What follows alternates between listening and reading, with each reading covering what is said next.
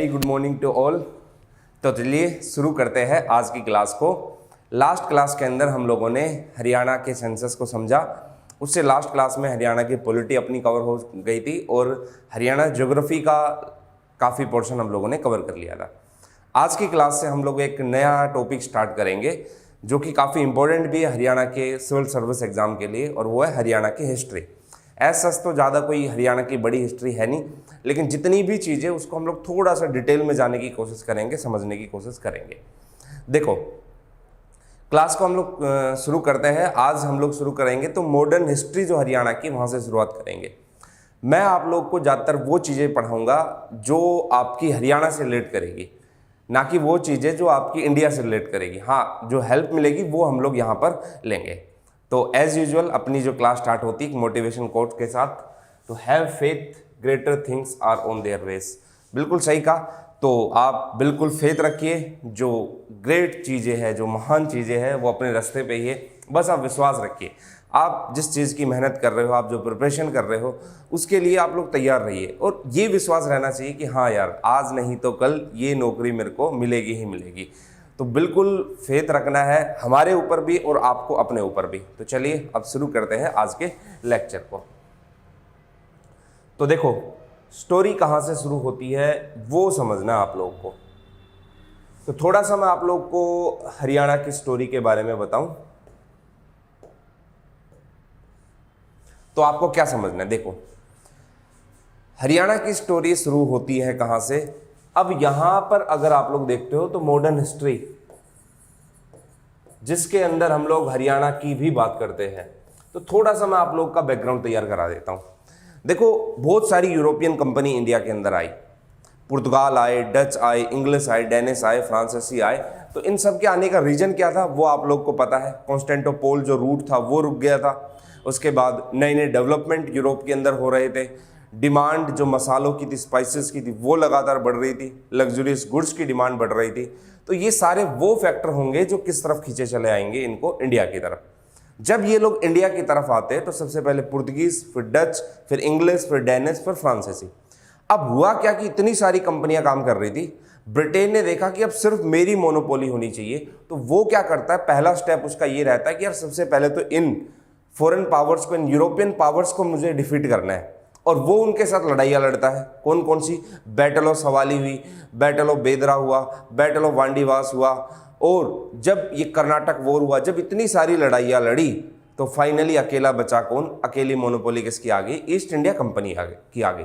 जब east India company की monopoly आई तो अगला स्टेप अब उसका क्या हुआ?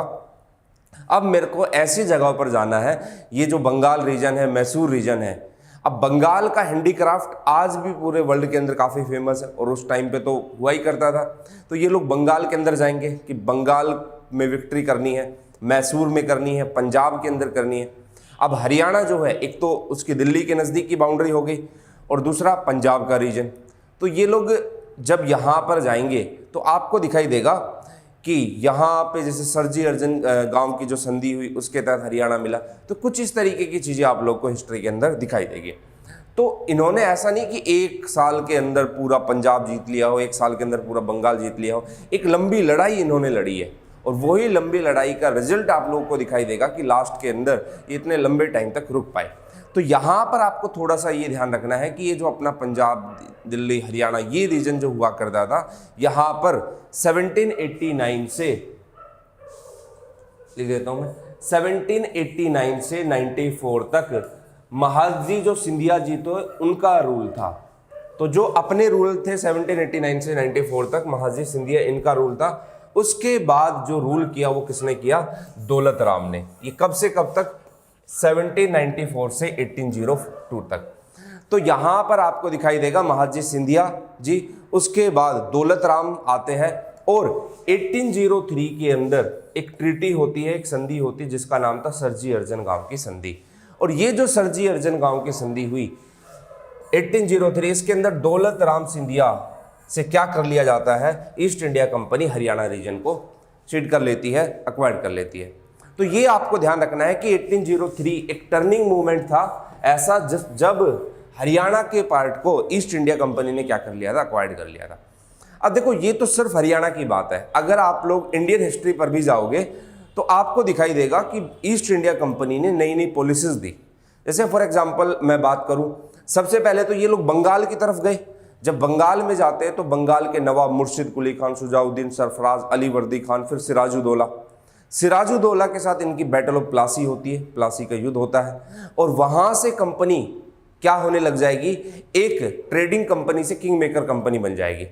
फिर उसके बाद ये लोग बैटल ऑफ बक्सर लड़ते हैं। बैटल ऑफ बक्सर में इनकी आपको बड़े लेवल पर बंगाल पर मोनोपोली दिखाई देगी। और जब ये बैटल ऑफ बक्सर लड़ा गया उसके बाद ये लोग इलाहाबाद की ट्रीटी करते हैं, और इस इलाहाबाद की ट्रीटी में आपको क्या खास दिखाई देगी, आपको खास चीज़ ये दिखाई देगी कि डायरेक्ट रूल इनका नहीं हुआ लेकिन इनडायरेक्ट रूल इनका आ गया। फिर उसके बाद 65 से 72 तक बंगाल के अंदर डायरेक्टली लगा दिया जाता है, द्वैध शासन लगा दिया जाता है। तो कुछ इस तरीके से ये लोग रूल कर रहे हैं।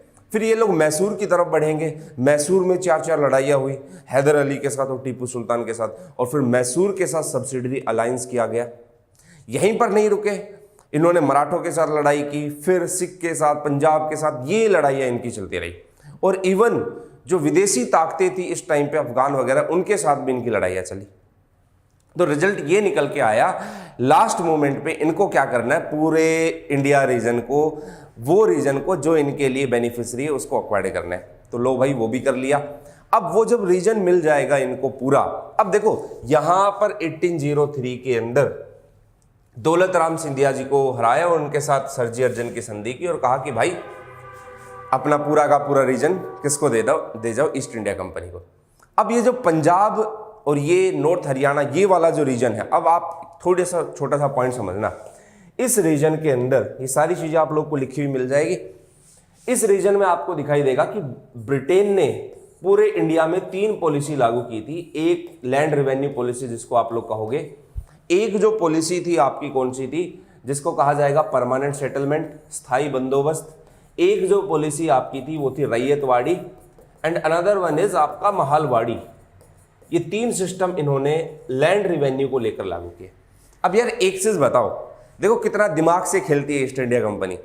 इनको पता है कि हम रैयतवाड़ी, महालवाड़ी और परमानेंट सेटलमेंट ये ऐसी जगह पर लागू कर सकते हैं जहां पर ये चीजें दिखाई दे रही, जैसे परमानेंट सेटलमेंट सिस्टम के अंदर कंपनी का ओनर, लैंड का ओनर किसको बना दिया, जमींदार को बना दिया।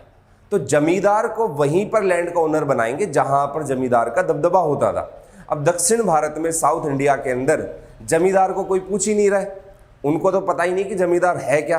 तो वहां पर तो ये लैंड रेवेन्यू सिस्टम में परमानेंट सेटलमेंट क्यों लागू करेंगे, वहां पर नया सिस्टम लेकर आएंगे रैयतवाड़ी। वहां के लोगों से पूछोगे भाई जमींदार कौन है, तो ये तो कहेंगे यल्ले ठीक है, तो उनको तो कुछ मतलब ही नहीं है। तो साउथ इंडिया में ये लोग रैयतवाड़ी करेंगे क्योंकि वहां पर पता है कि एक तो जो पर्वतीय रीजन ज्यादा है, माउंटेनियस रीजन ज्यादा है, तो जोत जो है, जो खेत है, वो बटे हुए छोटे छोटे टुकड़ों में, और उनको इकट्ठा करना एक जमींदार को देना, दैट नॉट सो पॉसिबल। तो वो इतना पॉसिबल नहीं है कि ऐसा कर सके। और दूसरा, जमींदार एक्टिव सिर्फ नॉर्थ इस वाले इंडिया रीजन में है, जैसे बंगाल हुआ, बिहार हुआ, उड़ीसा हुआ, वाराणसी बनारस का रीजन हुआ, यहाँ पर है।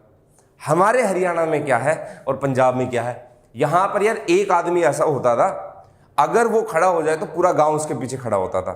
अगर उसने बोल दिया हाँ है तो हाँ है, उसने ना बोला तो ना है। अब इन्होंने ये चाल चली, इन्होंने देखा कि यार सरजी अर्जन की ट्रीटी तो हमने कर ली है, अब कुछ ऐसा भी कमाल करते कि यहां से हरियाणा के इस रीजन से, पूरा स्टोरी के साथ मैं आप लोग को बताऊंगा, समझते हुए चलना। हरियाणा के इस रीजन से हम लोग क्या कर लेते हैं भाई, अब यहां से रिवेन्यू लेना शुरू कर देते हैं। और वो रिवेन्यू मिलेगा कैसे, तो भाई लैंड रेवेन्यू पॉलिसी लेकर आओ। ब्रिटेन के अंदर नए नए फिलोसफर आ रहे हैं, वो पॉलिसीज दे रहे हैं। रैयतवाड़ी सिस्टम आपको दिखाई देगा, क्लासिकल इकोनॉमिक्स का ही एक पार्ट था। जो रिकार्डो ने क्लासिकल थ्योरी दी थी, उसने कहा था कि यार एक जमीन का किराया है, ये जमीन है, इस पर एक खेती करता है कोई किसान, उसके जो वेजेस है वो निकालो, बाकी जो सरप्लस मिलेगा वो ईस्ट इंडिया कंपनी के पास जाएगा, मतलब एक व्यक्ति के पास जाएगा। महालवाड़ी सिस्टम में इन्होंने क्या काम किया, ग्राम प्रधान बना दिए। महाल का मतलब ये गांव का प्रधान। बहुत सारे गांव का ग्रुप बना दिया और कहा कि भाई ये इस गांव का प्रधान होगा, इस प्रधान की जिम्मेदारी होगी, इसकी ड्यूटी होगी कि टैक्स को, रेवेन्यू को कलेक्ट करना और किस तक पहुंचाना, ईस्ट इंडिया कंपनी तक पहुंचाना। और ये महालवाड़ी वहीं पर ज़्यादा सक्सेस है जहां पर कौन सा कॉन्सेप्ट आता हो, ग्राम प्रधान वाला। और आपको पता है ग्राम प्रधान वाला कॉन्सेप्ट पंजाब और हरियाणा के पार्ट के अंदर, मेजर पार्ट में दिखाई देगा। यहाँ पर जमींदारी सिस्टम सक्सेस नहीं हो पाता था, यहाँ पर ग्राम प्रधान वाला महालवाड़ी सिस्टम आए। सिस्टम क्या था, गांव 10 से 12 गांव है या 8 गांव है, कोई भी XYZ मान लो, इन गांव के ऊपर एक प्रधान है। इस प्रधान को कहा गया कि भाई प्रधान तेरी जिम्मेदारी होगी कि इन सभी गांव से रिवेन्यू कलेक्ट करके किसको देना है, ईस्ट इंडिया कंपनी को देना है। दूसरा क्या हुआ, जबरदस्ती इंडिगो प्लांटेशन कराते थे, नील की खेती कराते थे, जबरदस्ती उन चीज़ों की खेती कराई जाती थी जिसकी डिमांड यूरोप के अंदर। तो इससे क्या होगा, हमारी लैंड की फर्टिलिटी कम होती जाएगी। अब वो किसान बेचारा क्या करेगा, वो किसान तो मरता जाएगा। तो कुछ इस तरीके से ये लोग चाल चलते थे। आप लोग हिस्ट्री के अंदर, भरत सर आपको बहुत ज़्यादा डिटेल में मॉडर्न हिस्ट्री कराएंगे, तो उसके अंदर आप लोग और ज़्यादा जानोगे कैसे कैसे इनका चेहरा उजागर दिखाई देता है। चलिए अब ये चीज़ देखते हैं। तो हरियाणा के अंदर महालवाड़ी सिस्टम सक्सेस था। अब आगे देखते हैं।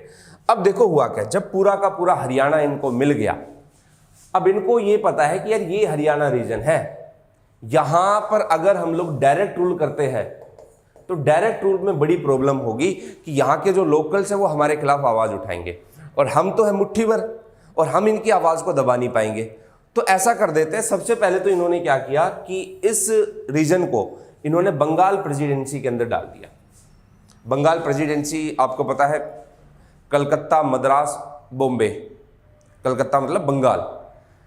तो बंगाल प्रेसिडेंसी के अंदर इस पूरे के पूरे रीजन को इन्होंने सरजी अर्जन गांव की संधि के बाद क्या कर दिया गया था, मिला दिया गया था। तो ये भी एग्जाम के अंदर एक फैक्चुअल क्वेश्चन पूछ सकता है कि जब बंगाल को अक्वायर्ड किया गया तो उसको किस प्रेसिडेंसी के अंदर रखा गया था। अब ये प्रेसिडेंसी का मतलब आप लोग डिटेल के अंदर समझ लोगे। देखो अब ये समझना है, 2 पार्ट हुआ करते थे इनके।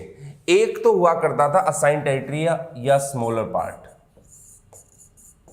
और एक इनका हुआ करता था कौन सा, लार्जर पार्ट। अब इनको ये पता है एक बड़ा क्षेत्र एक छोटा क्षेत्र है, जहां पर पॉसिबल है इस छोटे क्षेत्र की तो उसको हम लोग डायरेक्ट अपने हाथ में ले सकते हैं। लेकिन जो बड़ा रीजन है उस बड़े रीजन से रिवेन्यू भी लेना है, उस बड़े रीजन से मिलिट्री हेल्प भी लेनी है, और उस बड़े रीजन से दूसरी हेल्प भी लेनी है। तो इनको पता है कि यार हम लोग तो प्रैक्टिकली डायरेक्ट रूल वहां पर नहीं कर पाएंगे, तो कुछ ऐसा करते हैं कि वहां पर एक लोकल रूलर को भेज देते हैं। जींद देखो, पटियाला देखो, नाभा देखो, यहां पर लोकल रूलर्स थे, बल्लभगढ़ देखो, नाहर सिंह। तो ये जो लोकल रूलर्स हैं ये क्या करेंगे, ये हमारे लिए पावरफुल होंगे और हमारे लिए फेथफुल भी होंगे कि कल की डेट को अगर प्रजा या जनता आवाज उठाएगी तो वो किसके खिलाफ उठाएगी, अगर कोई गलत पॉलिसी लागू करते हैं हम लोग तो इनके खिलाफ, और ये उस पॉलिसी को दबा देंगे। तो सोच देखो भाई साहब इन लोगों की कि भाई अगर कुछ भी चीज होती है तो लोकल रूलर सामने खड़े हुए हैं, एक आड़ बनकर खड़े हुए, और पीछे से एक्चुअल में रूल कौन कर रहा है, यही कर रहा है। डायरेक्टी में भी तो यही था, द्वैध शासन जो आप लोग हिस्ट्री में पढ़ते हो उसमें भी यही सिस्टम था। तो ये चीजें इन्होंने की, पहले तो बंगाल प्रेसिडेंसी के अंदर रखा, फिर असाइन टेरिटरी को अंडर कंट्रोल ऑफ कंपनी रखा गया, और लार्जर पार्ट को क्या कर दिया गया, लोकल रूलर के अंदर। तो वो किसके लिए फेथफुल थे, पावरफुल थे, कंपनी के लिए थे। वो कैसे था आपको समझ में आ गया। इससे 2 चीजें हो रही है, पैसा भी बच रहा है, एक ऐसा ग्रुप भी तैयार हो रहा है जो हमारे सपोर्ट के लिए काम करे। अब इन लोकल रूलर को लगेगा कि यार हमें तो पहले ही जीता जा चुका है, हमारे साथ तो पहले ही लड़ाइयाँ हो चुकी है, और नहीं जाएंगे तो ये लोग ऐसे मारेंगे। तो एक्सपोर्टर ग्रुप भी तैयार हो रहा है, और दूसरा लोकल रूलर है, जनता अगर कुछ आवाज़ उठाएगी तो ये लोग सामने खड़े होंगे। तो ये कुछ इनकी सोची समझी साजिश होती थी। 1857 का रिवोल्ट अभी आज की क्लास में आप लोग समझोगे तो वो फेल क्यों हुआ। जमींदार ग्रुप, ये सपोर्टर वगैरह, डायरेक्टली ये दिखाई देगा कि हाँ भाई ये किसानों के साथ थे, ये आर्मी मैन के साथ थे, सैनिकों के साथ थे, लेकिन इनडायरेक्टली ईस्ट इंडिया कंपनी को सपोर्ट कर रहे थे क्योंकि उन्होंने पहले से सपोर्टर तैयार कर दिया था। तो महालवाड़ी सिस्टम, ये सब आप लोग को पॉइंट क्लियर हुआ। अब देखते हैं आगे की तरफ। जब ब्रिटिश ने इसको पूरा अक्वायर्ड कर दिया, लोकल रूलर को कुछ पार्ट दे दिया, कुछ पार्ट अपने अंदर कर दिया, तो उन्होंने इनके अंदर 3 सब डिवीजन बनाई। ये 3 सब डिवीजन कैसे बनाई ये देखना है। तो ब्रिटिश ने डिवाइड कर किया ये पूरे हरियाणा के पार्ट को 3 सब डिवीजन के अंदर। कैसे कैसे? सबसे पहले तो नॉर्थ सब डिवीजन आएगा, नॉर्थ एरिया आएगा, नॉर्दर्न सब डिवीजन। उसके अंदर कौन सा आएगा? आपका रोहतक, हिसार, पानीपत और सोनीपत। ये 4 जो एरिया है, रोहतक वाला, हिसार वाला, पानीपत वाला और ये कौन सा? सोनीपत वाला। अब एक चीज देखो आप लोग, हम लोग बात कर रहे हैं हरियाणा की। जब हम लोग हरियाणा की बात करते हैं तो आपको ये चीज दिखाई देगी कि ये वाला पोर्शन देखो, पंचकुला, अंबाला, यमुनानगर ये अलग रीजन है। यहां पर ये जो रोहतक हिसार वाला रीजन है ये नॉर्थ रीजन हुआ। और ये यहाँ की लैंड भी आपको उस टाइम पे अच्छी खासी फर्टाइल लैंड दिखाई देगी। दूसरा सेंट्रल एरिया होगा। जो सेंट्रल एरिया होगा उससे थोड़ा सा नीचे की तरफ आओ। अब ये सोनीपत इन सबसे नीचे क्या पड़ता है? अपना दिल्ली रीजन पड़ता है। दिल्ली या इवन आप लोग देख सकते हो झज्जर के आसपास का एरिया भी इसी के अंदर इंक्लूड होता था, दिल्ली रीजन।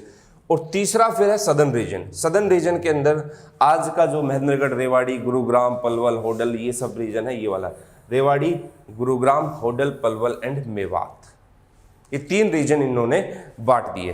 तो इन्होंने सिंपल सा काम किया, अक्वायर्ड किया रीजन को। अक्वायर्ड करने के बाद कुछ रीजन अपने हाथ में रखे, कुछ बड़े पार्ट जो थे वो लोकल रूलर्स को दे दिए जो इनके लिए फेथफुल थे। उसके बाद इन्होंने 3 सब डिवीजन बना दिए और वो जो 3 सब डिवीजन बने वो इस तरीके से इनके सब डिवीजन बने। ये फैक्चुअल इंफॉर्मेशन थोड़ी सी याद रखनी है, प्रीलिम्स एग्जाम के अंदर आपसे पूछ सकता है। अब समझते हैं आगे। देखो, हमें मेन चलना था इस पॉइंट के ऊपर। इस पॉइंट को समझने से पहले आप लोग को थोड़ा सा बैकग्राउंड तैयार करा देता हूं। इन्होंने क्या काम किया है 1857 के रिवोल्ट को समझने से पहले? देखना, इन्होंने क्या काम किया, जब ये 3 पार्ट डिवाइड किए हैं तो इन्होंने हरियाणा के पार्ट पर महालवाड़ी सिस्टम लागू किया है। इस सिस्टम को थोड़ा सा मैं आप लोग को बता देता हूं। महालवाड़ी सिस्टम देखो, महल का मतलब ये होता है ग्राम प्रधान या गांव का, गांव समुदाय। ये ए रीजन है। ऐसे ही इसके अंदर बहुत सारे गांव आते हैं। इस गांव के अंदर एक ग्राम प्रधान बैठा दिया। मान लो ऐसे 5-7 गांव हैं। इस ए पर पीजेंट क्या कर रहा है? किसान क्या कर रहा है? खेती कर रहा है। जब ये किसान खेती कर रहा है यहां पर, तो ये किसान क्या करेगा? इस ग्राम प्रधान को क्या देगा? रिवेन्यू देगा। फिक्स कर दिया कि भाई आपको इतने % देना है। लैंड का सर्वे वगैरह करवा दिया, बाकी सारी चीजें हो गई, आपको ग्राम प्रधान को इतना देना है। अब ये किसान बेचारा क्या सोच रहा है? किसान को पता है कि यार एक फिक्स अमाउंट मेरे को प्रधान के पास पहुंचाना है। और प्रधान किसके पास पहुंचाएगा? ईस्ट इंडिया कंपनी के पास। जब ये सारी की सारी चीजें होगी तो ग्राम प्रधान की तो ये ड्यूटी बनी हुई है। फिक्स पैसा किसके पास आ रहा है? ईस्ट इंडिया कंपनी के पास। किसान जो है, पीजेंट जो है, वो इस चीज के ऊपर डिपेंड है कि अगर मेरी इनकम हुई तो 2 पैसे मुझे भी बच जाएंगे, नहीं हुई तो मैं साहूकार से, महाजन से, इनसे क्या ले लूंगा? कर्ज ले लूंगा, उधार ले लूंगा। अब प्रॉब्लम क्या आती है? प्रॉब्लम ये आती है कि यहां पर इसकी ड्यूटी फिक्स है, इसका रेवेन्यू फिक्स है, लेकिन जो हमारे किसान है, पीजेंट है, उनका कुछ भी फिक्स नहीं है।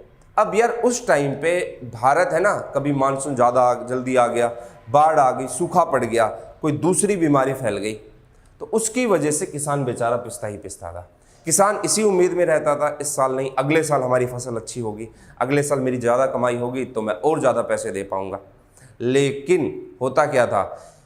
ग्राम प्रधान आता था, भाई पैसे देने, रिवेन्यू देना है, ईस्ट इंडिया कंपनी को पहुंचाना है। ये जाता था साहूकार के पास, कर्ज लेता था। साहूकार की वैसे कमाई हो रही है, साहूकार ने पैसा दे दिया और कहा कि भाई इस तारीख को मेरे को ये पैसा वापस चाहिए। ठीक है भाई, वहाँ साहूकार का कर्ज बढ़ता गया। यहाँ पर क्या होता गया?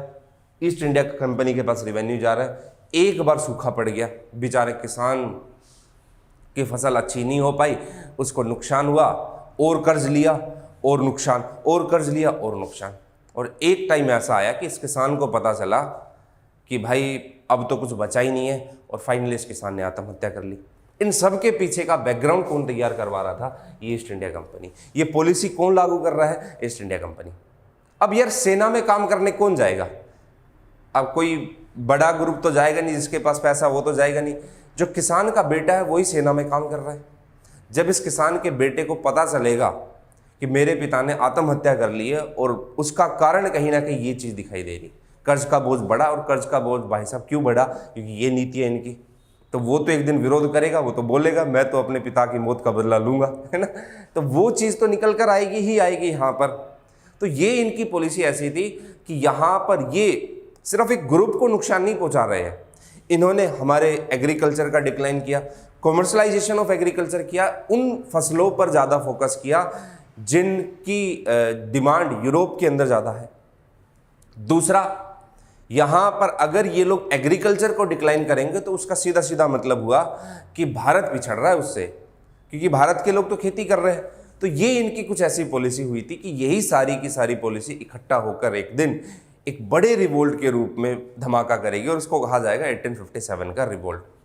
तो जैसे आप लोग पढ़ते हो first war of independence, peasant revolt भी बोलते हैं इसको, तो अलग अलग नाम दिए जाते हैं, ये सब बिल्कुल सही नाम है। इस रिवोल्ट का कोई एक रीजन नहीं था, आप लोग को आज की क्लास में समझ में आएगी। बहुत सारी इनकी पॉलिसीज थी। वो कौन कौन सी पॉलिसीज थी अभी मैं आप लोग को थोड़ा बताऊंगा अभी। तो ये चीज़ें, ये बैकग्राउंड ये लोग तैयार कर रहे हैं। पहले तो क्षेत्र को जीता है, उसके बाद वहाँ पर पॉलिसी लागू की है, किसान पिछड़ रहा है, किसान का एग्रीकल्चर डिक्लाइन हो रहा है, कर्ज का बोझ बढ़ रहा है, और वहाँ पर सेना में काम कर रहा है उसका बेटा, तो वो तो इस चीज़ से आहत होगा ही होगा। तो अब मूव करते हैं अपने अगले टॉपिक की तरफ। देखो ये कौन सा है आपका 1857 का रिवोल्ट। इसको थोड़ा सा अच्छे डिटेल के अंदर पढ़ेंगे क्योंकि इससे पहले की स्टोरी ऐसा कोई ज़्यादा स्टोरी हरियाणा के पर्सपेक्टिव में है नहीं। अब दो चीज़ें होती है, एक होता है रिवोल्ट और एक होता है रिवॉल्यूशन। सुनना, एक होता है विद्रोह, रिबेल या रिवोल्ट, और एक होती है क्रांति। अब कई लोग इसको बोलते हैं कि ये विद्रोह था, कुछ लोग इसको बोलते हैं क्रांति है। तो डिफरेंस क्या होता है पहले तो ये समझ लो कि विद्रोह किसको कहेंगे, क्रांति किसको कहेंगे। जैसे आप लोग अब पढ़ोगे रानिया का विद्रोह, छछरौली का विद्रोह, जींद का विद्रोह, नाभा का विद्रोह, वहां पर आप रिबेल के बारे में पढ़ोगे। लेकिन जब 1857 की बात आती तो वहां पर क्रांति भी पढ़ते हो और वहां पर विद्रोह भी पढ़ते हो। तो भाई साहब ऐसा क्यों हो रहा है, क्या फर्क होता है विद्रोह और क्रांति में? सबसे बड़ा फर्क देखो, जो विद्रोह होता है ना, जो रिबेल होता है, वो सबसे पहले तो उसका एरिया जो है ना काफी स्मॉलर एरिया होगा, छोटा एरिया होगा, एक छोटे से एरिया के अंदर होगा। छोटे से एरिया का मतलब कि पूरा क्षेत्र उसमें शामिल नहीं होगा। वहीं क्रांति जो होगी वो बड़े क्षेत्र में होगी। जैसे अगर मैं बात करूं अमेरिकन रिवॉल्यूशन, अमेरिका की क्रांति, तो पूरे अमेरिका में हुई। चाइनीज रिवॉल्यूशन, चाइना की क्रांति। जापान रिवॉल्यूशन, जापान की क्रांति। वहां पर आप लोग नहीं सुनोगे जापान का विद्रोह हुआ, चीन का विद्रोह हुआ। ये एक तो छोटे क्षेत्र में होता है विद्रोह। जैसे मैंने बोल दिया छछरौली का विद्रोह, तो छछरौली का मतलब कि ये सिर्फ यमुनानगर तक फैला हुआ था, बाकी दूसरे डिस्ट्रिक्ट इसके अंदर इंक्लूड नहीं थे, तो छोटे क्षेत्र के अंदर है। दूसरा क्या है कि इसके अंदर मास पार्टिसिपेशन नहीं होता, सभी की भागीदारी नहीं होती। लेकिन रिवॉल्यूशन में सभी की भागीदारी होती है। कैसे? आप देखो 1857 का जो रिवोल्ट था, उस रिवोल्ट में आपको सभी की भागीदारी कहाँ दिखाई देगी? आपको तो सिर्फ किसान की, सैनिकों की, या कुछ जो राजा नवाब थे उनकी भागीदारी दिखाई देंगे। और हमारे हिस्टोरियन लिखते भी है कि अगर इस क्रांति में जमींदार ग्रुप या यहाँ के राजा नवाब, लॉर्ड कैनिंग खुद भी इस बात को एक्सेप्ट करते हैं कि अगर इस क्रांति के अंदर, इस रिवॉल्यूशन के अंदर जमींदार, जो इंडिया के जो जमींदार थे, इंडिया के जो नवाब थे, जो राजा थे, अगर वो हमारा साथ नहीं देते तो हमें अगले ही दिन बोरिया बिस्तर बांध कर जाना पड़ता। तो ये वो धुआं थी, ये वो हवा थी जो एक बार में सबको उड़ा ले जाती। लेकिन जमींदार और इन्होंने इंटरनली किसका साथ दिया था? ईस्ट इंडिया कंपनी का। और मेरे को थोड़ा सा कहते हुए भी शर्म आती है कि यार इवन हमारे हरियाणा के ज़्यादातर जो नवाब थे, ज़्यादातर जो राजा थे, खुद मैं जिस एरिया से बिलोंग करता हूँ वहाँ के खुद नवाब ने इंटरनली हेल्प की थी। उसने कहा कि ठीक है सेना लेकर आ जाओ, मैं दिखाने के लिए तो इनके सामने हूँ, किसानों के साथ हूँ, लेकिन मैं इंटरनली आपका साथ दूंगा। ऐसी ऐसी चीज़ें आप लोग को दिखाई देगी। तो गद्दार तो भाई हर जगह हुए हैं। तो ये मास पार्टिसिपेशन इसके अंदर नहीं होता, लेकिन रिवॉल्यूशन में मास पार्टिसिपेशन होता है।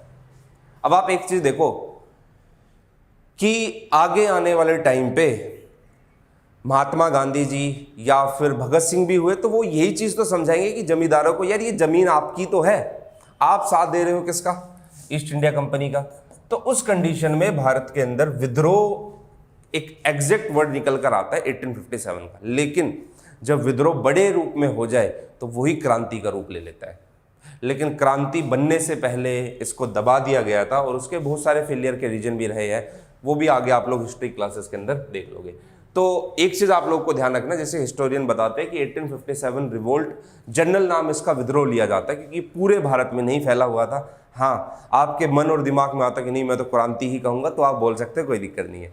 विद्रोह और रिवोल्यूशन, रिवोल्ट और रिवोल्यूशन के बीच में, रिबेल और रिवोल्यूशन के बीच का डिफरेंस मैंने आप लोग का क्लियर कर दिया। देखो अब आप कहोगे सर इसके रीजन क्या थे, क्या क्या कारण थे इस विद्रोह के? तो आइए एक बार कारण को समझते हैं। इसको समझाने से पहले मैं आप लोग को इस 1857 के विद्रोह के रीजन बताता हूं। देखो आप लोग बचपन से पढ़ते आए हो चर्बी वाले कारतूस, चर्बी वाले कारतूस।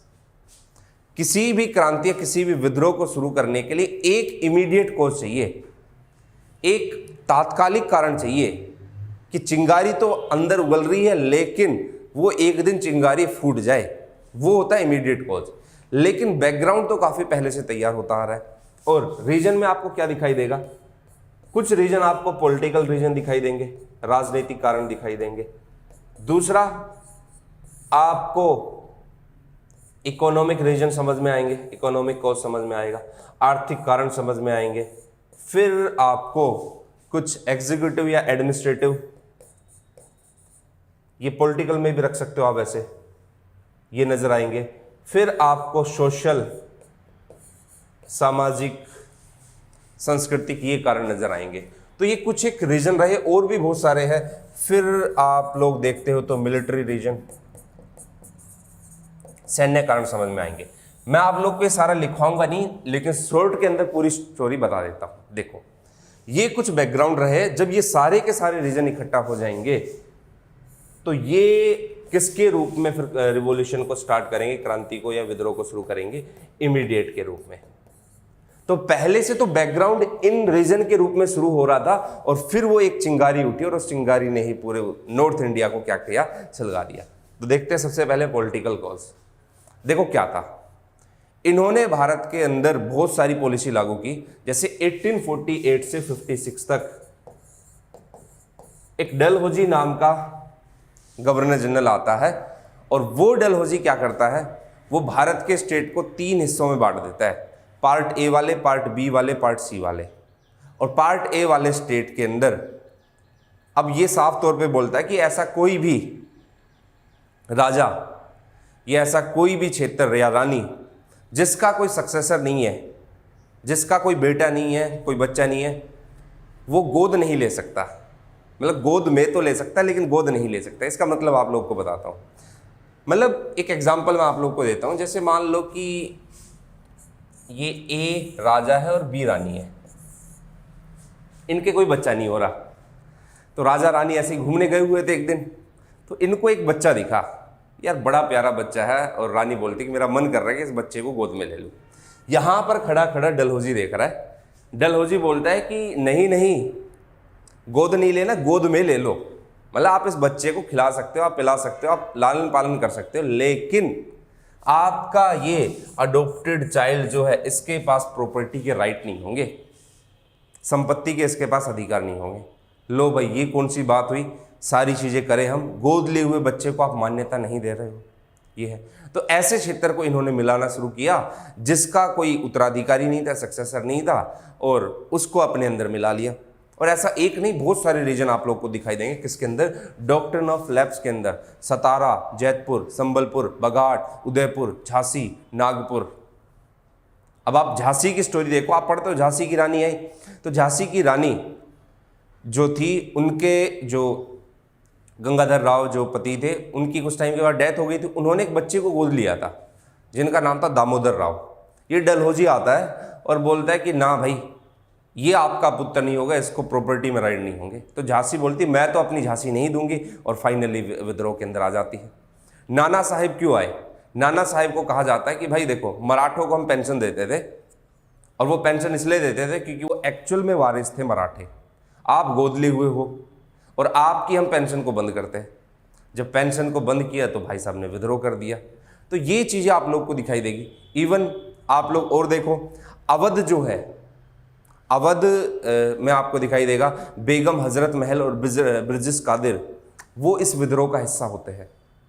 तो अवध आउटरम एक रिपोर्ट निकालता है, और रिपोर्ट के अंदर ये बोलता है कि जो अवध है, अवध के नवाब कौन थे? वाजिद अली शाह, और उनकी बेगम हजरत महल। वाजिद अली शाह को बोलते हैं कि भाई साहब काम ठीक से नहीं कर रहे हो। पूछता कैसे? कि प्रजा कह रही है, जनता कह रही है, जनता को राजा के खिलाफ, राजा को जनता के खिलाफ भड़का देते हैं, और कुछ मिला नहीं तो इनके ऊपर बैड गवर्नेंस का आरोप लगा दिया और कहा कि हम अवध को मिलाते हैं। अब वाजिद अली शाह इस चीज़ का अपोज करेंगे, और फिर इस विद्रोह के रूप में बेगम हजरत महल आएगी, और फिर उनके जो ब्रिजेश कादिर, उनकी जो सुल्तान हुई है वो आएगी। तो अवध, और कुछ नहीं मिला तो तंजौर के राजा के पास जाते। सारी चीज़ें ठीक ठाक चल रही थी, बैड गवर्नेंस का आरोप भी नहीं लगा सकते थे, जनता पसंद करती थी। तंजौर के राजा के पास जाएंगे और कहेंगे कि यार तेरे नाम के आगे जो राजा लिखा हुआ है ना, ये हमें पसंद नहीं है। ये कौन सी बात हुई? राजा को हटा दो। जबरदस्ती मिलाना था, तंजौर को मिला लिया। तो ऐसे बहुत सारे रीजन डॉक्ट्रिन ऑफ लैप्स के अंदर मिलाई। सेम एक पॉलिसी और थी जिसको कहा गया सब्सिडरी अलायंस, सहायक संधि। भाई आपकी विदेश नीति हमारे पास होगी, आपकी सेना को ट्रेनिंग हम देंगे, वहाँ पर एक ब्रिटिश रेजिडेंट रखा जाएगा, ये सारी चीज़ें रखी गई। मतलब उस राजा को जिसने ये सब्सिडरी अलायंस साइन कर लिया, उसको बिल्कुल कमज़ोर बना दिया जाता था कि अब तू तो सिर्फ बैठ कर देख। अब वो राजा सोचता था कि यार मेरे हाथ तो वैसे भी कुछ नहीं है। सब्सिडरी अलायंस के अंदर आपको दिखाई देगा हैदराबाद, मैसूर, अवध, पेशवा, भोसले, सिंधिया, इन सब ने वो ट्रीटी साइन की, और ये पॉलिटिकल रीजन हुए हैं। कितने बड़े बड़े क्षेत्रों को ये लोग क्या कर रहे हैं? मिला रहे हैं, पेंशन बंद करा रहे हैं। पॉलिटिकल रीजन के अंदर ये है। इवन जितनी भी हायर पोस्ट हुआ करती थी वो किसके लिए रिजर्व कर दी गई? ईस्ट इंडिया कंपनी के ऑफिसर्स के लिए। हमारे लिए क्या बचा? कुछ नहीं बचा। इकोनॉमिक कॉज के अंदर क्या दिखाई देगा? जब इनको इतना बड़ा क्षेत्र मिल गया, उस बड़े क्षेत्र के अंदर नई नई लैंड रेवेन्यू पॉलिसी लागू कर दी। कौन कौन सी साहब? पहली इन्होंने लागू की परमानेंट सेटलमेंट, दूसरी रैयतवाड़ी, तीसरी महालवाड़ी। क्या देखा इन्होंने देखा कि यार पूरे भारत को 100% मान लो, 30% हिस्से पर परमानेंट सेटलमेंट सिस्टम लागू करो। कौन कौन सा हिस्सा? बंगाल, बिहार, उड़ीसा, कर्नाटक, उत्तरी कर्नाटक का नॉर्थ कर्नाटक रीजन, और बनारस रीजन। यहाँ पर जमींदार को भूमि का मालिक बना दो, ओनर बना दो, और ये किसान के पास जाएगा, पैसा वसूलेगा। सनसेट लॉ लेकर आओ, उसके अंदर इनको पैसा देना पड़ेगा। एक्सपोर्टर तैयार कर रहे हैं। रैयतवाड़ी सिस्टम में क्या था कि यार साउथ इंडिया के अंदर अलग अलग क्षेत्र में ये बटा हुआ है, तो हम इतना अत्याचार नहीं करेंगे, और वहाँ पर किसान से डायरेक्ट वसूल लेंगे रेवेन्यू। रैयतवाड़ी 51% रीजन पे लागू था दक्षिण भारत में। अपने हरियाणा जैसे रीजन में महालवाड़ी था, वहाँ ग्राम प्रधान ज़्यादा एक्टिव था, तो क्यों ना इस ग्राम प्रधान का यूज किया जाए। ये सारी की सारी पॉलिसीज ये क्या कर रही थी? हमारे एग्रीकल्चर का डिक्लाइन कर रही थी, हमारी कृषि को पिछाड़ रही थी, हमारे किसान पिछड़ रहे थे, हमारे गांव पिछड़ रहे थे। अगला रीजन आप लोग को सोशल रीजन दिखाई देगा, सामाजिक कारण दिखाई देगा। अब यहाँ पर जैसे रिलीजियस डिसेबिलिटी एक्ट, धर्म परिवर्तन कानून ये लोग लेकर आएंगे, हमारे धर्म के साथ छेड़छाड़ करेंगे, ईसाई मिशनरी यहाँ पर ज़्यादा वर्किंग होंगे। तो ये चीज़ें आप लोग को दिखाई देगी कि हमारी संस्कृति के साथ, हमारे समाज के साथ, सोसाइटी के साथ भी ये लोग छेड़छाड़ कर रहे हैं। अब ये भी माना गया कि यार सती प्रथा तो चलो एक ठीक भी था, लेकिन कुछ लोग मानते थे कि नहीं भाई, अगर सुधार करना है तो हम करेंगे, ये लोग क्यों कर रहे हैं। अगला रीजन आप लोग को समझ में आएगा, मिलिट्री। अब इस सैनिक को बोला जाता था कि भाई तेरे को समुद्र पार जाना पड़ेगा। जनरल सर्विस इनलिस्टमेंट एक्ट इनके लिए लेकर आए, तो इसके अंदर समुद्र पार जाना अनिवार्य कर दिया गया। अब हमारे धर्म के अंदर, हिंदू धर्म के अंदर शुद्धिकरण का एक कॉन्सेप्ट चलता है, प्योरिफिकेशन का। हम मानते हैं कि यार अगर हम किसी दूसरी जगह पर गए हैं तो हमने पता नहीं क्या क्या खाया होगा, हम लोग इम्प्योर हो गए होंगे, और हमारे प्योरिफिकेशन के लिए हवन करवाना पड़ेगा, हमारे प्योरिफिकेशन के लिए गंगा जल में स्नान कराना पड़ेगा, तो पता नहीं क्या क्या कराना पड़ेगा। तो एक थोड़ा सा धर्म के खिलाफ मानते थे कि हम समुद्र पार नहीं जाएंगे। जनरल सर्विस इनलिस्टमेंट एक्ट के अंदर ये किया गया कि भाई सब सैनिक को जरूरत पड़ी तो विदेश में लड़ने के लिए जाना पड़ेगा, सैलरी भी अच्छी मिलेगी, बोनस भी मिलेगा, ये सारी की सारी चीज़ें होगी।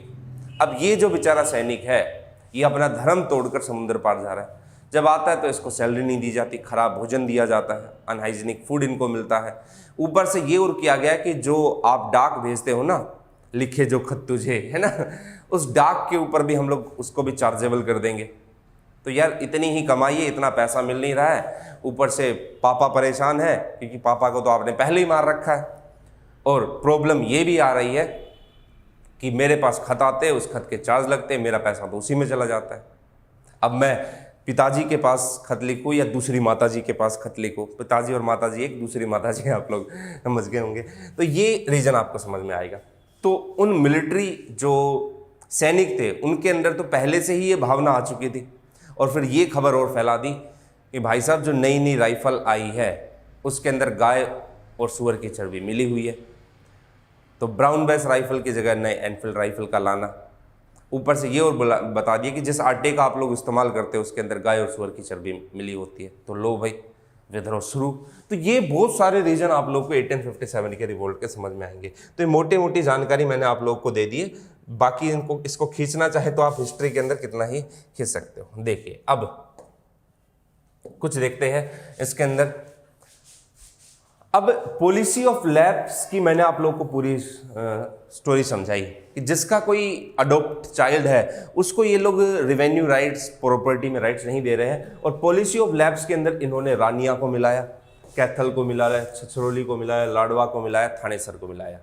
तो ये डॉक्ट्रिन ऑफ लैब्स जो किसने लागू की थी 1848 से 56 तक डलहौजी के द्वारा जो दी गई थी। जबरदस्ती मिला रहे हैं तो ये तो परेशान होंगे ही होंगे कि भाई हमारी प्रॉपर्टी, हमारे पूर्वज है, बच्चा नहीं हुआ तो भाई क्या हुआ, लेकिन राइट तो मिलना चाहिए। लैंड रिवेन्यू पॉलिसी मैंने आप लोग को बताया, कौन सी, महालवाड़ी सिस्टम। और भी बहुत सारे रीजन इसके अंदर ऐड कर सकते हो आप लोग, अभी जो मैंने आप लोगों को समझाया। धर्म परिवर्तन करवा रहे जबरदस्ती, या फिर अगर आप क्रिश्चियन बनते हो तो आपका प्रॉपर्टी में राइट रहेगा लेकिन आपके राइट को छीन लिया जाएगा, वो आप लोग हिस्ट्री में डिटेल पढ़ लोगे। तो ये सारे के सारे रीजन आप लोग को समझ में आएगा। लेकिन अब रीजन तो इकट्ठा हो रहे हैं, लेकिन शुरुआत कैसे करें, तो चिंगारी की शुरुआत तो करनी थी। और वो चिंगारी की शुरुआत कैसे होती है, एक इमीडिएट कॉज के रूप में।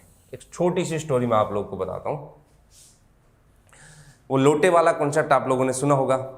पहले क्या होता था, हमारे जो सैनिक होते थे ना जितने भी, वो सब के सब अपना अपना लोटा लेकर जाते थे पानी पीने के लिए, क्योंकि आपको पता है कास्ट वाला सिस्टम बड़े लेवल पर ही हमारी सोसाइटी में फैला हुआ था। तो सब ये लोग जो अपना लोटा लेकर जाएंगे तो वहाँ पर होगा ये कि एक जो शूद्र था, जो निचली जाति का था, वो क्या करता है, एक लोटे को उठाता है और पानी पीना शुरू कर देता है। तो जिस लोटे को उसने उठाया वो एक ब्राह्मण का लोटा था। ब्राह्मण उसको रोकता कि यार रुक, तूने इस लोटे से पानी क्यों पिया, अब मेरे को इस लोटे को फेंकना पड़ेगा, तो निचली जाति का है, मैं उच्च जाति का हूँ। तो इसको थोड़ी सी बात ये लग गई इसको। इसने कहा कि अच्छा, मेरे इस पानी पीने से आप अशुद्ध हो गए और ये जो आपका धर्म भ्रष्ट हो गया, और ये जो आप नए राइफल का इस्तेमाल कर रहे हो इससे आपका धर्म भ्रष्ट नहीं हुआ। उसके भाई कान खुल गए, यार ये कौन सी बात है। तो फिर पता चला, खबर फैल गई, दमदम सैन्य छावनी, बहरामपुर सैन्य छावनी, इन पूरे क्षेत्र के अंदर। तो शुरुआत तो आपको दिखाई देगा दमदम से फिर बहरामपुर तक आवाज़ पहुंची, बहरामपुर से फिर जब मंगल पांडे तक आवाज़ पहुंची। मंगल पांडे के 34वें रेजिमेंट बैरकपुर से संबंध रखते थे। यहाँ से जैन, फैब, मार्च, इस तरीके से करते करते यहाँ तक मार्च तक खबर पहुंच चुकी थी। तो बैरकपुर सैन्य छावनी के जो सैनिक थे मंगल पांडे, उन्होंने विद्रोह कर दिया। मेजर सार्जेंट हुसैन और जनरल वाघ को गोली मार दी कि नहीं मानेंगे आराम। और फिर 90 सैनिकों को गिरफ्तार कर लिया गया था, जिसमें से 85 को बर्खास्त कर दिया, 10-10 साल की सज़ा सुनाई गई। तो ये पूरा का पूरा रीजन समझ में आएगा। तो इमीडिएट कॉज के रूप में आपको दिखाई देगा introduction of new Enfield rifle, जिसके अंदर क्या होता था, गाय और सूअर की चर्बी मिली होती थी। तो एक चिंगारी उठनी चाहिए, जो अंदर भावना उठ रही है वो चिंगारी किसने उठाई, इसने उठाई। कहाँ से उठी, दमदम से बहरामपुर पहुंची, बैरकपुर पहुंची, और जब मंगल पांडे को फांसी दी गई तो सैनिकों को लगा कि यार ये इस व्यक्ति को फांसी दी गई है, वो किस लिए दी गई है, ये किसके हक में काम कर रहा था, ये हमारे लिए तो काम कर रहा था, तो हमें तो आवाज़ पहुंचानी होगी। अब मेरठ से कुछ बंदूकची चलते हैं। अब हरियाणा की स्टोरी आप लोग को समझनी है।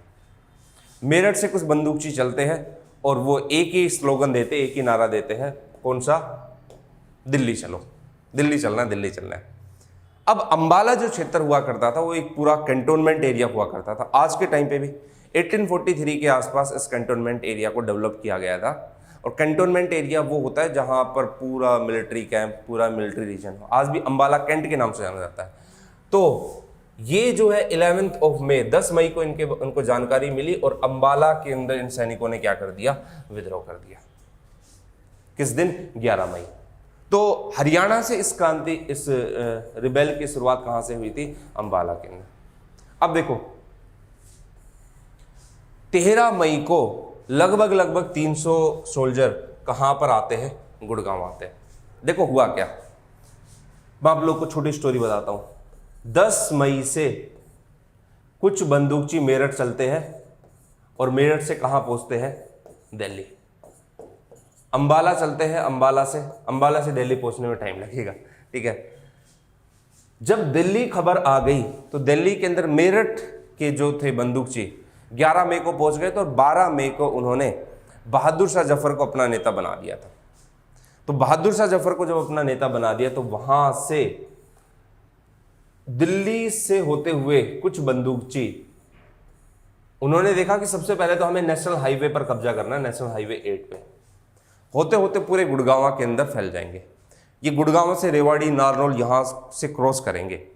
जब ये लोग गुड़गांव पहुंचते हैं, लगभग कितने सोल्जर? 300 सोल्जर।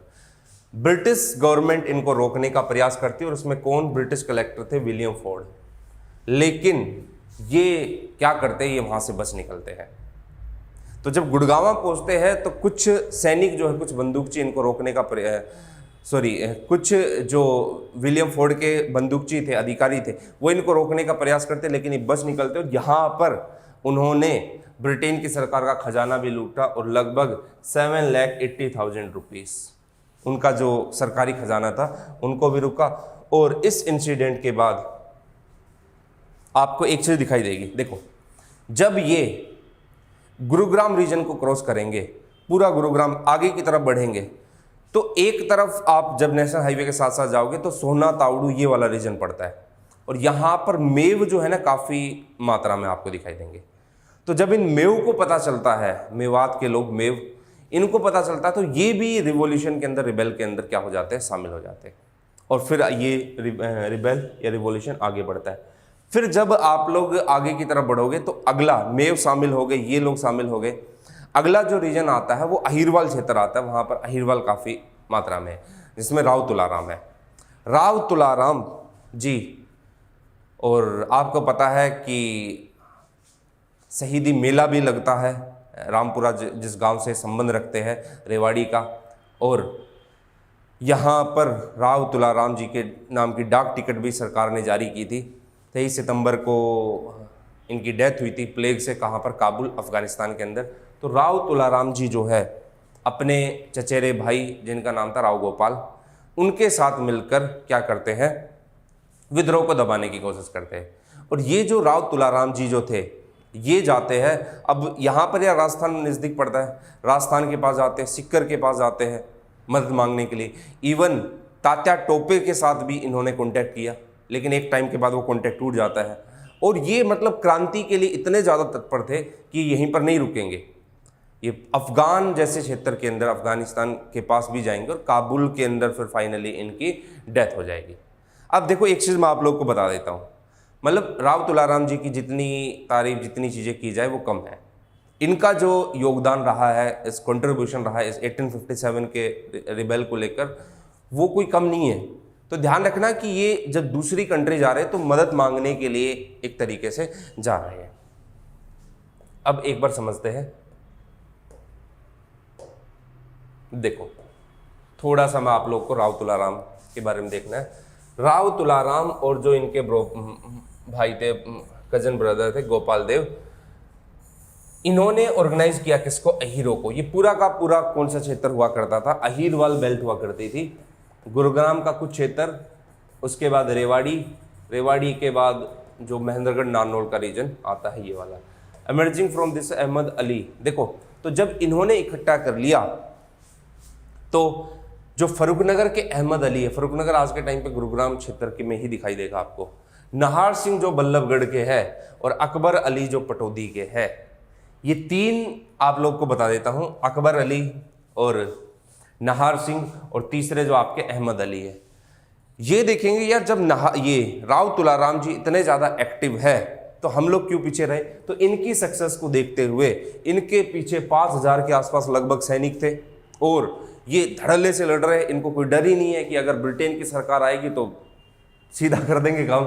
तो ये चीज़ को देखते हुए ये लोग भी शामिल हो गए। लेकिन मैं आप लोग को बता देता हूँ, अकबर अली जैसे ऐसे नेता रहे जिन्होंने जो देखने के लिए तो सामने काम कर रहे थे, किसके लिए, हमारे लिए, लेकिन डायरेक्टली किसके साथ कांटेक्ट में थे, ईस्ट इंडिया कंपनी के। इंटरनली ये लोग उनके लिए काम कर रहे थे। फिर ये विद्रोह आगे बढ़ा।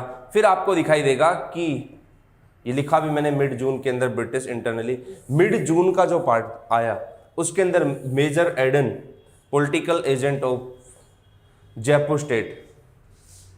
तो ये जो मेजर एडन थे, इन्होंने क्या काम किया, जो मेवाती काम कर रहे थे उनको दबाने का काम किया, और अपने साथ 7-8 हज़ार लगभग सैनिक लेकर गए, तोप खाने कुछ लेकर गए। कन्फ्लिक्ट हुआ कहाँ पर, सोना और तावड़ू के अंदर, लेकिन ये फेल हो गए और वापस कहाँ लौट गए, जयपुर के अंदर। देखो स्टोरी सिंपल सी है। यहाँ पर ये होता है कि जब एक विलियम फोर्ड बोल रहा हूँ, विलियम फोर्ड को जब ये लोग क्रॉस करते हैं तो जयपुर से मेजर एडन भेजे जाते हैं। फिर आगे चलकर हडसन भी आएंगे, फिर हासी हिसार से भी मदद मांगी जाएगी।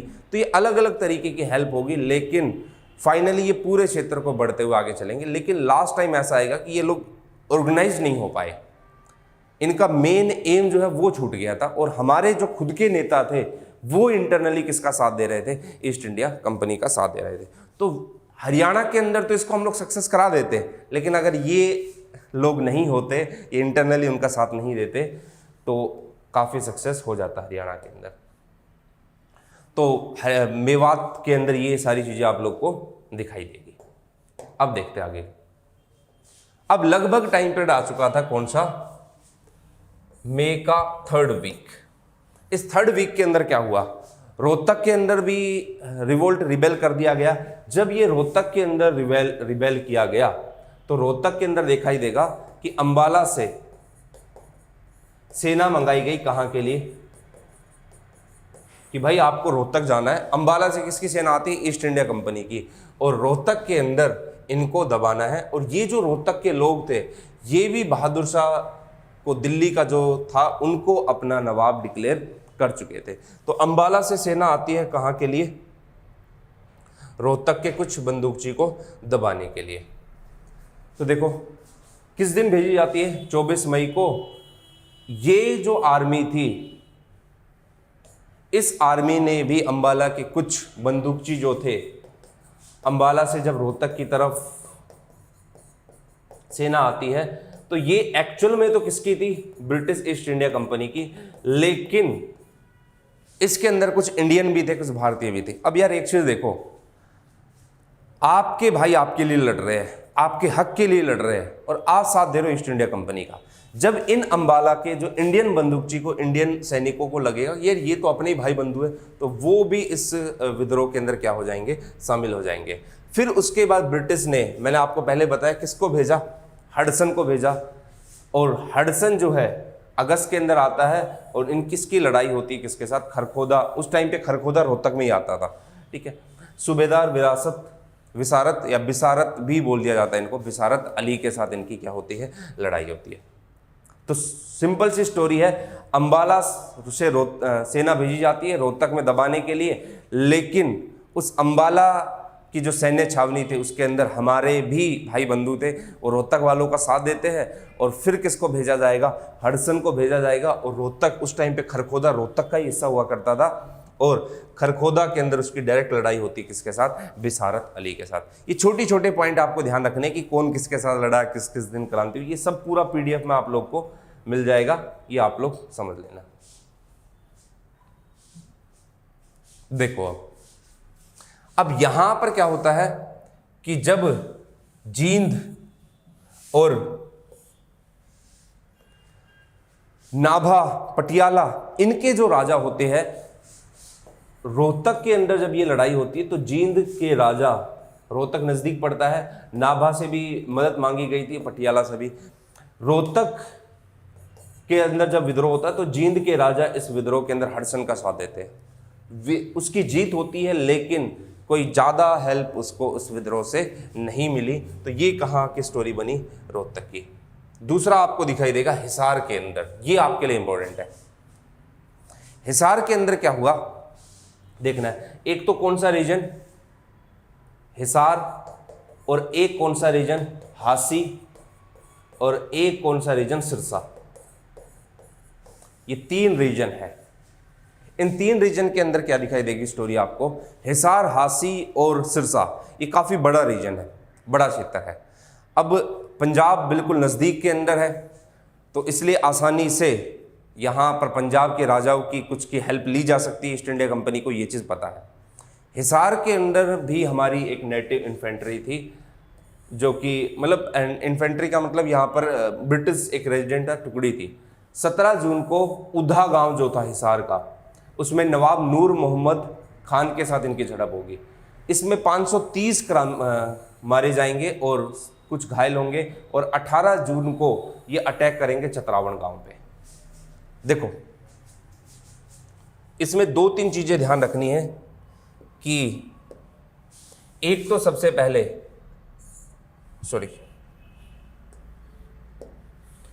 उधा गांव, दूसरा है चतरावण गांव, ये सब के सब हिसार में पड़ते हैं, और तीसरा आपका खिरका गांव। इस खिरका गांव के पूरे गांव के गांव को जला दिया जाता है, इतना बड़ा अत्याचार करते हैं। उधा गांव के अंदर रिबेल होगा, और उसके बाद चतरावण गांव के अंदर रिबेल होगा, फिर खिरका गांव के अंदर बढ़ेंगे तो खिरका गांव के पूरे को विला दिया जाएगा। इन्होंने एक हिलर्ड नाम के ब्रिटिश ऑफिसर थे, उनको भी क्या किया था, मार गिराया था। तो ये कुछ हिसार, हासी के अंदर भी इनकी कुछ झड़प होगी, घटनाएं होगी। वहाँ पर काफ़ी मात्रा में सोल्जर्स मारे गए, और वहाँ पर काफ़ी ब्रिटिश ऑफिसर्स भी मारे गए। तो ये हिसार की कुछ स्टोरी आपको दिखाई देगी। एट लास्ट आपको एक चीज़ जो ध्यान रखनी है, जो पटियाला, जींद, कुंजपुरा, करनाल, इन्होंने सैनिक भेजी थी, और इन्होंने पानीपत के अंदर ही क्या दिया था, साथ दिया था। तो ये एक पूरी स्टोरी दिखाई देगी। अब आपको एक चीज़ समझनी कि हरियाणा में अंबाला, रोहतक, अपना नेशनल हाईवे वाला रीजन, हासी, हिसार, जींद, ये पूरा का पूरा रीजन क्रांति से प्रभावित हो गया था। लेकिन कुछ राजाओं ने ईस्ट इंडिया कंपनी का साथ दिया, और इंटरनली सारी जितनी भी चीज़ें थी सामने फ्रंट में दिखाई दे रहे थे वो, और एक टाइम पीरियड ऐसा आया कि उस विद्रोह को क्या कर दिया गया, दबा दिया गया। लास्ट में जो बल्लभगढ़ के आखिरी राजा थे नाहर सिंह, उनकी भी हत्या कर दी गई विद्रोह के में, और फाइनली जगह जगह पर ब्रिटिश अधिकारी आते और विद्रोह को क्या कर देते हैं, दबा देते हैं। सबसे बड़ी प्रॉब्लम तो ये थी इस विद्रोह की कि इस विद्रोह में सारे के सारे लोग एकजुट नहीं हो पाए। जैसे अभी आप लोगों ने देखा, हिसार की एक अलग स्टोरी चल रही है, रोहतक की एक अलग स्टोरी चल रही है, उसके बाद अंबाला की एक अलग स्टोरी चल रही है, ऊपर से यहाँ के राजा भी ईस्ट इंडिया कंपनी का साथ दे रहे हैं। तो इस तरीके से इस विद्रोह को क्या कर दिया गया, कुचल दिया गया, दबा दिया गया। और हमारे पास ऐसी कोई प्लानिंग नहीं थी एज सच, और दूसरा हमारे पास आधुनिक हथियार नहीं थे, ऐसे हथियार नहीं थे जिससे लड़ सके। और एक ये था कि सभी के सभी ग्रुप की भागीदारी इसके अंदर नहीं थी, इसलिए ये सक्सेस नहीं हो पाया, और जगह जगह पर इसको, हरियाणा की भी अलग अलग जगहों पर इसको दबा दिया गया। खूब कोशिश की राव तुलाराम जी ने, गोपाल जी ने, लेकिन विद्रोह फाइनली, यही कहेंगे हम लोग तो कि एक तरीके से फेल ही हो गया था। और उसके रीजन आप लोग हिस्ट्री के अंदर बहुत सारे देखोगे। अब ये आपको ध्यान रखने हैं, ये एग्जाम के अंदर पूछे जाते हैं, और भाई इसके अंदर है ना आपको रटना है और कुछ नहीं करना। 1857 का जो रिवोल्ट हुआ था, उसके अंदर मेन लीडर कौन थे हरियाणा के अंदर? सदरुद्दीन जो है वो मेवात से थे। तुलाराम अहीरवाल क्षेत्र कौन सा, अपना गुरुग्राम का कुछ क्षेत्र, और कहाँ का, रेवाड़ी का। ये ध्यान रखना 23 सितंबर को रेवाड़ी का जो रामपुरा गांव है वहां पर 2 दिन का एक शहीदी मेला भी लगता है और इनके नाम की डाक टिकट भी जारी की गई थी। ठीक है, गफूर अली जो कि एक व्यापारी थे, हरसुख राय जो कि एक किसान थे, और धानु सिंह जो कि एक किसान थे, ये कहाँ के थे, पलवल के थे। अब मैं थोड़ा सा बता देता हूँ, गफूर अली, हरसुख राय और धानु सिंह फार्मर। ये किसान इसलिए आ रहे क्योंकि यहाँ पर जो महालवाड़ी सिस्टम है तो उस चीज़ से ये लोग परेशान हैं। अकाल पड़ रहा है फिर भी इन्हें टैक्स देना पड़ रहा है, जबरदस्ती इनसे टैक्स वसूला जा रहा है, तो ये ब्रिटेन की पॉलिसी के खिलाफ थे। ये गफूर अली व्यापारी क्यों परेशान है, क्योंकि यहाँ पर क्या था कि व्यापार की जो नई पॉलिसी है वो ईस्ट इंडिया कंपनी डिसाइड कर रही है। इनको व्यापार में घाटा हो रहा था और ये ईस्ट इंडिया कंपनी का साथ देते। नाहर सिंह जो कि एक मेन सामंत नेता थे, फिडल लॉर्ड थे, फरीदाबाद से थे, और आखिरी भी थे ये नाहर सिंह बल्लभगढ़ फरीदाबाद के। और अहमद अली, ये भी कहाँ से रखेंगे संबंध, बल्लभगढ़ से। गुलाम मोहम्मद, ये कहाँ से थे, फरुखनगर से थे। गुलाम मोहम्मद ये और अकबर अली ये तो ऐसे थे जिन्होंने ईस्ट इंडिया कंपनी का ही साथ दिया था। अकबर अली कहाँ से, पटौदी से। इस पूरी की पूरी लिस्ट को एक आधा क्वेश्चन तो उठेगा ही उठेगा आपके एग्जाम में। आप लोग थोड़ा सा आप लोग इसको ध्यान रखना कि मेवात से कौन है, अहीरवाल रीजन से कौन है, पटौदी से कौन है, फरुखनगर से कौन है। आई थिंक लास्ट टाइम जब एग्जाम हुआ था तो शायद फरुखनगर या पटौदी में से कोई एक का पूछा गया था लीडर कौन था। यही बेसिक सा क्वेश्चन एग्जाम के अंदर आया था। अगला देखो, और कहाँ से नेता है, इमरान अली कलंदर, ये पानीपत से। अब ये जो मौलवी है यहाँ पर धर्म को लेकर ये लोग छेड़छाड़ कर रहे हैं, जबरदस्ती धर्म परिवर्तन करा रहे थे। इवन मौलवी क्या, हमारे हिंदू भाई भी इसी से परेशान थे। बिसारत अली, ये खरखोदा, उस टाइम पे ये भी पूरा का पूरा क्षेत्र रोहतक के अंदर आता था। सबर खान सापला से, घड़ी सापला जो है रोहतक।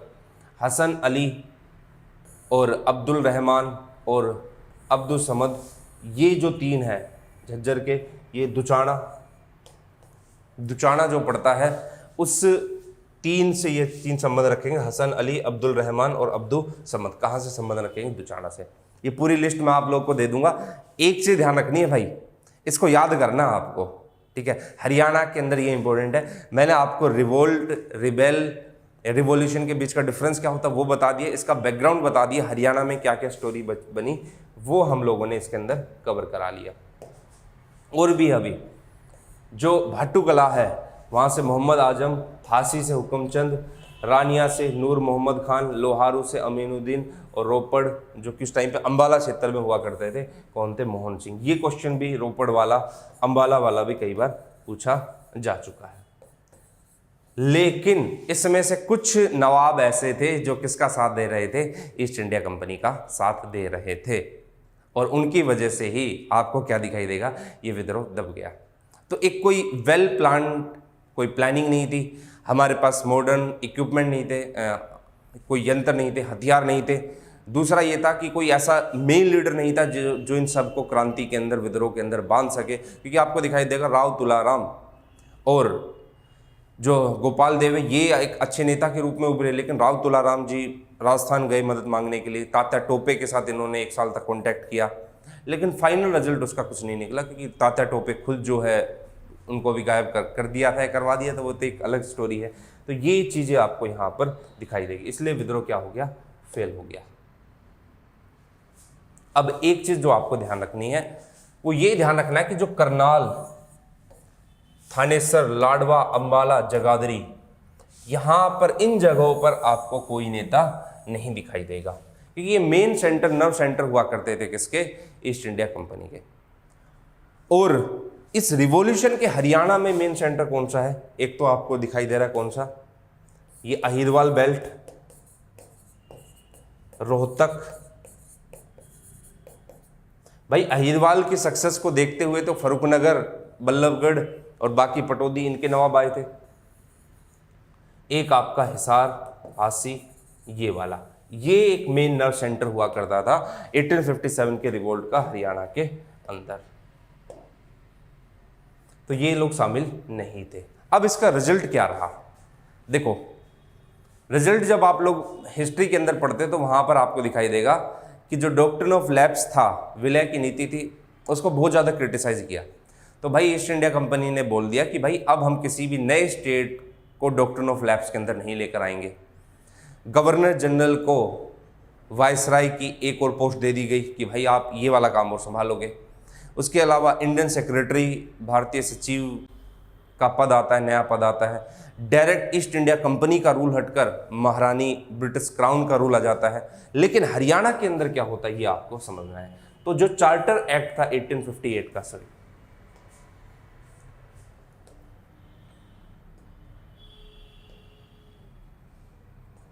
देखो भाई, तो चार्टर एक्ट था 1858 का, जो कि 1 नवंबर 1858 को आया था। उसके अंदर क्या किया गया कि Haryana was removed from the north west province and merged with Punjab state. ये पॉइंट इंपॉर्टेंट है। ये मैंने आप लोग को जब पॉलिटी की पहली क्लास हुई थी तो उसमें भी बताया था कि जो नॉर्थ वेस्ट प्रोविंस है, जो कि बेसिकली देखा जाता था कानपुर वाला हिस्सा, उससे हटाकर किस में मर्ज कर दिया गया, पंजाब के अंदर।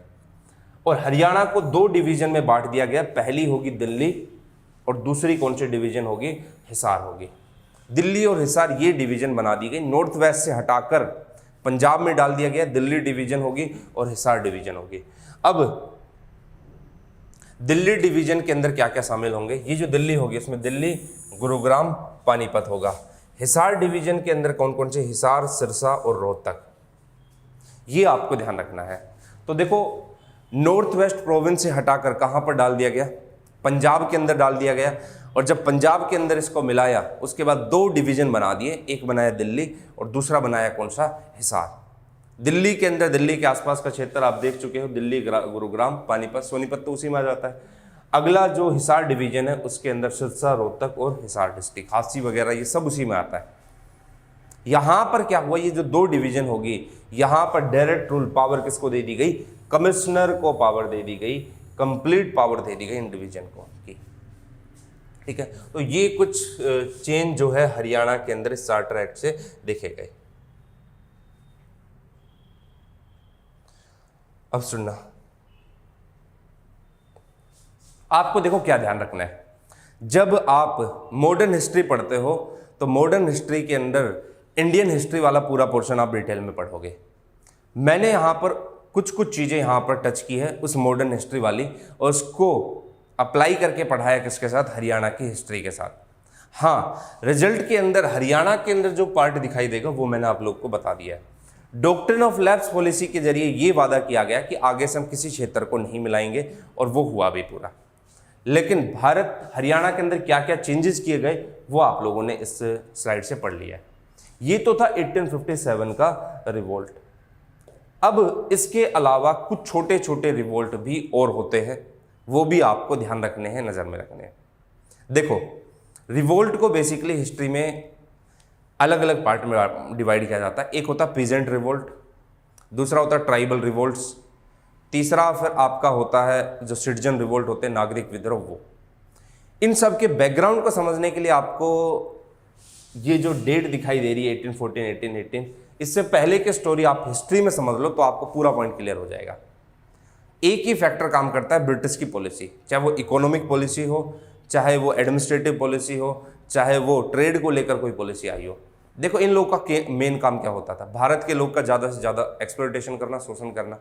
अब यार एक चीज़ बताओ, ट्राइबल रिवोल्ट आप लोग पढ़ते हो, तो उस ट्राइबल रिवोल्ट के अंदर ट्राइब्स के जो राइट्स थे, उन राइट्स को अगर छीन लिया जाए तो वो लोग क्या करेंगे, रिवोल्ट करेंगे। पीजेंट रिवोल्ट में आपको दिखाई देगा, मैं किसान हूं, मेरा काम खेती करना है, जबरदस्ती मेरी खेती को दूसरी खेती में कमर्शलाइजेशन किया जा रहा है, उसका जबरदस्ती मेरे ऊपर हाई रेवेन्यू इम्पोज किया जाता है, मेरे जो एग्रीकल्चर, इंडिया की एग्रीकल्चर जो बैकबोन है उसको तोड़ा जा रहा है। तो यहाँ के किसान क्या करेंगे, विद्रोह करेंगे। इंडिया के अंदर आपको बहुत सारे रिवोल्ट दिखाई देंगे, चेर, कोल, मुंडा, उलगुन, पाबना, जालियाग्राम, कछार रिवोल्ट, अहोम रिवोल्ट। एक लंबी लिस्ट है, शायद ही पढ़ाते पढ़ाते सुबह से शाम हो जाए, लेकिन उतना नहीं जाना है। मैं आपको हरियाणा के रिवोल्ट की बात बताता हूँ। हरियाणा में रिवोल्ट क्या कौन कौन से हुए। अब ये जो है मैं आप लोग को बता देता हूं कि अगर इन रिवोल्ट पे एक एक दिन मैं बात करूंगा तो पता नहीं कितना टाइम लग जाएगा, साल लग जाएगा। अब ये मत सोचना है कि सर ऐसे ही टॉपिक को जल्दी जल्दी करा रहे हैं। देखो ये काम यार कल भी सर ने बताया, चेतन सर ने, ये काम है ना हम लोगों के ऊपर छोड़ दो, जहाँ जरूरत होगी हमें पता है उसमें हम लोग पूरा डिटेल के अंदर और अच्छे से कराएंगे। 1857 का रिवोल्ट था, मेरे को पता था कि यार इस रिवोल्ट में 40-45 मिनट बात करनी चाहिए, मैंने पूरा खुल के बात की। ये रिवोल्ट है, मेरे को पता है इसमें ज़्यादा कुछ चीज़ पूछेगा नहीं, डायरेक्ट पूछेगा कहाँ पर हुआ, लेकिन हाँ फिर भी स्टोरी सुनना चाहते हैं तो किसी दिन अलग से एक वीडियो के अंदर वो बेसिक नॉलेज के लिए वो बना देंगे कि हाँ इस रिवोल्ट में ऐसे ऐसे स्टोरी बनी, लेकिन वो आपके काम की है नहीं। आई एम श्योर ज़्यादा क्वेश्चन यहाँ से इतना ही पूछेगा कि कहाँ से कौन रिवोल्ट में शामिल रहा है। 1857 में डिटेल में था, पूरा डिटेल में बातें की। जींद का जो रिवोल्ट है 1814 में हुआ, ये लिस्ट भी याद रखनी है आपको। और लीडर कौन थे? प्रताप सिंह। छछरौली जो कि यमुनानगर के अंदर पड़ता है 1818 के अंदर, वहाँ पर लीडर कौन थे? जोधा सिंह। अब आप कहोगे सर ये बताओ कि इन सारे विद्रोह के कारण क्या रहे हैं? हजारों कारण गिनवा सकता हूँ। पहला रीजन कौन सी पॉलिसी? इकोनॉमिक्स पॉलिसी, जिसमें महालवाड़ी सिस्टम लागू किया जा रहा है। दूसरा रीजन ट्रेड पॉलिसी, व्यापारिक पॉलिसी, जिससे व्यापार में किसको बढ़ावा दिया जा रहा है? ईस्ट इंडिया कंपनी को। तीसरा रीजन आपको दिखाई देगा क्या? हमारे जो मेन इंडस्ट्री, मेन उद्योग है, हमारा जो मेन पैसा उसको छीना जा रहा है। चौथा, हमारे रिलीजन के साथ छेड़छाड़ की जा रही है, धर्म के साथ छेड़छाड़ की जा रही है। और रीजन आपको क्या दिखाई देगा कि हमारे रीजन को अक्वायर्ड किया जा रहा है। आप पता नहीं कितने ही कारण आप बांट सकते हो। इसलिए आरपी दत्त साहब ने इंडियन हिस्ट्री को 3 पार्ट में डिवाइड किया गया है। उस 3 पार्ट को जब आप समझते हो तो तीनों पार्ट ऑन द एंड आपको किस तरफ नजर आएंगे? एक्सप्लॉयटेशन की तरफ। इन्होंने हमारा क्या किया? एक्सप्लॉयटेशन किया, शोषण किया। एजुकेशन भी अगर ये लोग लेकर आ रहे तो एजुकेशन में बोल रहे हैं कि भाई सभी को एजुकेशन नहीं देंगे, एक अपर ग्रुप को दे देंगे, वो निचले वाले को देगा, वो निचले वाले को देगा। इनफिल्ट्रेशन की थ्योरी यहाँ पर लागू करेंगे, तो वो भी एक गलत साबित हुआ। जींद में 1814 में प्रताप सिंह, छछरौली में 1818 में जोधा सिंह, रानिया में 1818 में जाबित खान, ये थे। पीजेंट रिवोल्ट 1824, जाट सूरजमल एक मुख्य नेता थे जो कि कृषक विद्रोह था। बनवाली में 1835 के अंदर गुलाब सिंह, और कैथल के अंदर 43 में गुलाब सिंह और साहिब सिंह कौर, लाडवा के अंदर 1845 के अंदर अजीत सिंह। ये कुछ लिस्ट मैंने आप लोग को बनवा दी है। इस लिस्ट के अकॉर्डिंग आपको ध्यान रखना है कि किसके अंदर कौन कौन से मेन लीडर हुए हैं। तो ये था आपका कुछ विद्रोह की कुछ लिस्ट। तो आज की क्लास के अंदर जहाँ से चीज़ें शुरू की है मैंने, रिवोल्ट तक कंप्लीट करा दी हरियाणा के पर्सपेक्टिव में। अगली क्लास के अंदर बाकी हरियाणा की जो चीज़ें हैं, जिसे 1885 के अंदर जब कांग्रेस बनी तो कौन कौन मेन लीडर के रूप में आपको दिखाई देगा, वो सारी चीज़ें हम लोग नेक्स्ट क्लास में कवर कर लेंगे। Thank you so much.